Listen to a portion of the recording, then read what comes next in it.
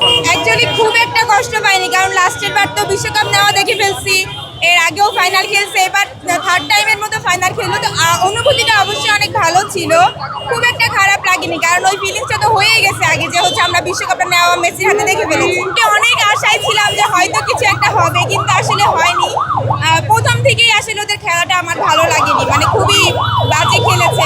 তবুও মানে আমি যেহেতু সাপোর্ট করি, ভালোবাসি, খুব খারাপ কিছু বলবো না। এই নিয়ে কিছু বলার নেই আসলে, কেন খারাপ খেললো, কেন কি করলো, এটা নিয়ে তো আমার কিছু বলার নেই। আর্জেন্টিনাকে বলা হয় ফিফার টিম, তবে আজকে একেবারেই মানে কোনো এটা বলার সুযোগ নেই। আর তো যারা ফিফার টিম বলতো তাদের উদ্দেশ্যে কি বলবে? এই তো ওরা তো আজকে খেলাটা দেখেই নিল যে আজকে ফিফার টিম হলে তো আজকে আমরা বিশ্বকাপটা পেয়ে যেতাম, নিশ্চিন্ত হয়ে খেলা দেখতাম।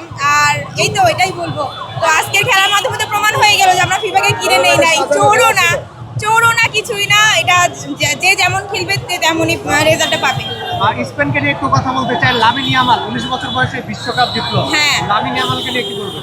এটা তো অনেক বেশি প্রশংসার বিষয় যে খুব ছোট বয়সে বিশ্বকাপে এইভাবে একটা ভালো স্কোর করা, তারপরে সেকেন্ড বারের মতো কাপ পেলো, খুবই ভালো খেলেছে। এই নিয়ে কিছু বলার নেই, আমি অনেক খুশি হয়েছি।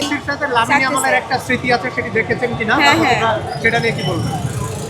আমার ভালো লেগেছে ওটা দেখে, এটা নিয়ে আমার তেমন কিছু বলা নেই, কারণ আমি এত বেশি ঘাটাঘাটি করি না, ফেসবুকেও এত বেশি অ্যাক্টিভ থাকি না, জাস্ট কয়েকবার দেখেছি, এটা নিয়ে আমার এত কিছু বলার নেই আসলে। তবে ভালো, ওদের বন্ডিং থাকাটা আমি খুশি হই, সবাই যেন বন্ডিংয়ে ভালো থাকে।